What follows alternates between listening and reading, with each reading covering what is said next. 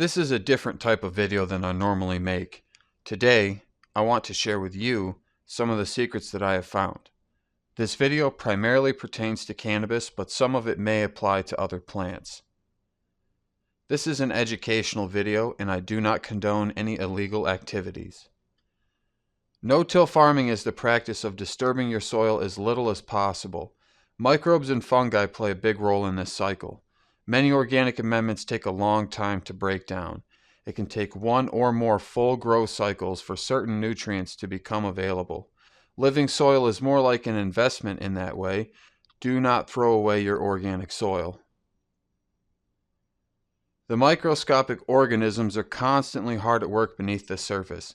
Think of your fresh bed of soil as a wild forest needing to be settled. It would take many seasons to tame this land and make it suitable for habitation. The same is true for your living soil. As your soil ages through time and repeated growth cycles, the microscopic life builds a complex network of nutrient and water pathways. Your plants can access this even as young seedlings. And unlike synthetic nutrients, these cultivated masses of soil will not overwhelm and burn small plants. It's like plugging your plant into a massive, low-voltage battery. Synthetic plants use a higher voltage by force feeding, aggressive drybacks, and frequent waterings. Organic methods fill up a huge buffet and allow the plant to pick and choose what it needs. Organic methods change the feeding habits of cannabis. Because of this, it can often take the same varieties longer to flower than it would if synthetics were used. Again, with synthetics, you are attempting to force the plant into a box that you have predetermined the size of. Organics, when properly implemented, gives the plant more space and time to show their true genetics. Some genetics will yield more or have higher amounts of active compounds when grown with organic methods.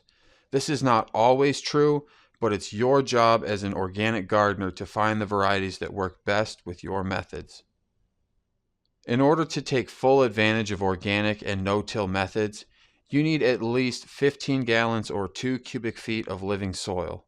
Any containers smaller than 15 gallons will not have the same amount of charge needed to continuously no-till. If you follow these simple rules, you can do endless grow cycles with no breaks.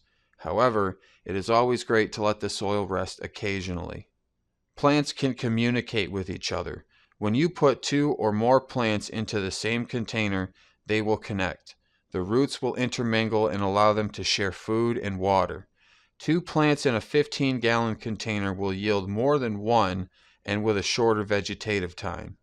You do need to be mindful of overcrowding. There is a limit to how many plants can fit into any given space. Worms are an excellent addition to your living soil bed. They help to decompose your organic amendments and old plant matter, and they also create more water pathways and spread microbe populations.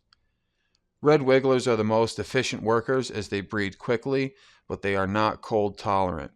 Earthworms or other native species may be used, but they may not be as efficient. If you use a thick straw mulch layer, your worms will surface during lights off. They breed, eat, and mix the top layer of soil. This is a crucial part of their life cycle. If you can master all stages of growth, your plant will produce more. It sounds so simple, but it's not always easy to do in practice.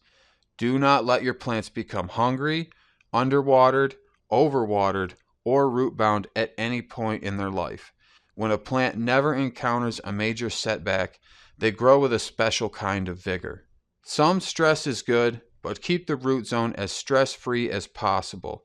A plant in peak health is much less likely to be attacked by pests or disease. If you have ever top-dressed your plant, you may have missed a crucial step. This step will allow your plant to uptake that food much sooner. You need to cover your dry amendments with a fresh layer of soil or mulch.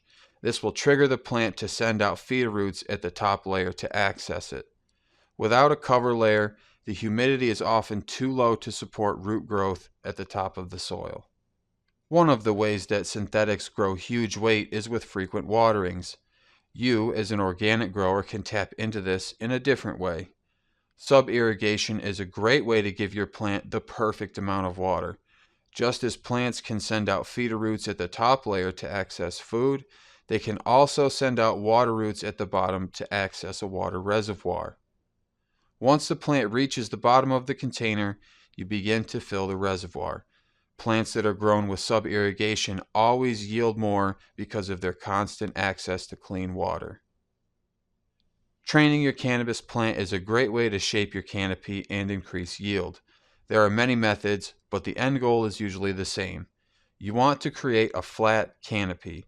The more flat and even the canopy, the more uniform your flowers will be, and the more you can yield. PAR, or photosynthetically active radiation, is a measurement of the intensity of light in a given space. Cannabis can take more PAR than any other plant. Most growers use about 600 to 1000 PAR during peak flower. The more PAR a plant receives, the more it grows.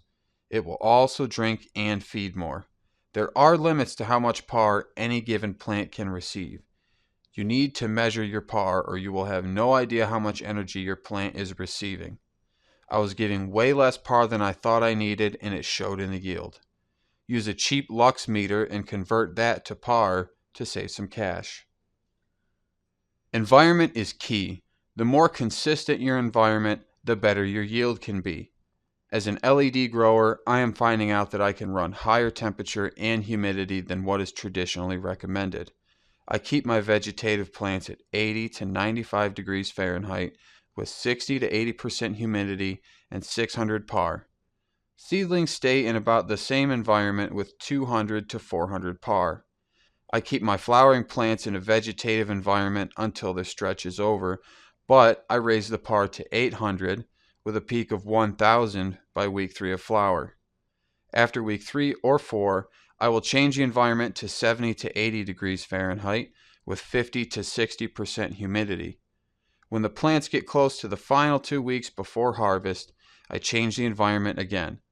I change it to 68 to 75 degrees Fahrenheit with 40 to 50% humidity. The PAR stays at 1000.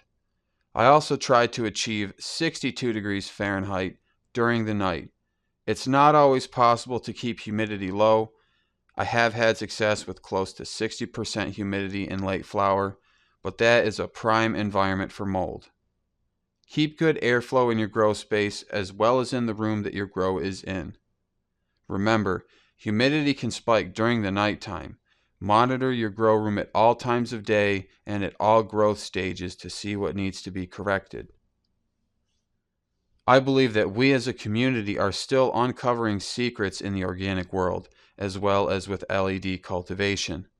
I don't think anyone has truly found the limit of what either can do. We are in an evolving space.